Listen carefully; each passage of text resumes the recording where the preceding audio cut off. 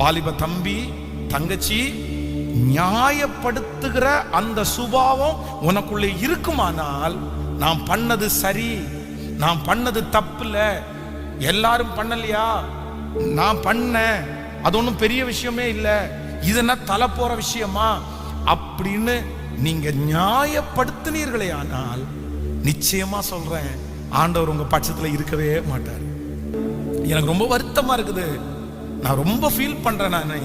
நான் இதை கொஞ்சம் சுதாகரிச்சிருக்கலாம், என்னை மன்னிச்சிருங்க ஆண்டவரே, என்னுடைய இயலாம, எனக்கு முடியல, நான் இப்படி ஒண்ணு பண்ணதுக்காக நான் இன்னைக்கு வருத்தப்படுறேன் ஆண்டவரே, என்னை எப்படியாவது தூக்கி எடுங்க, என்னை அலங்கரிச்சிருங்க, எனக்கு இது வேண்டாம் அப்படின்னு நீங்க யோசிச்சிருங்கன்னா, நான் நம்புறேன் உங்க பேர்ல கர்த்தர் கண்டிப்பாக இரக்கமாய் தான் இருப்பார், கிருபையாய் தான் இருப்பார். உங்களை கர்த்தர் யார் முன்னாடி விட்டு கொடுக்க மாட்டார். உங்களோட ஆண்டவர் பேசுவார். ஏதாவது ஒரு விதத்துல ஆண்டவர்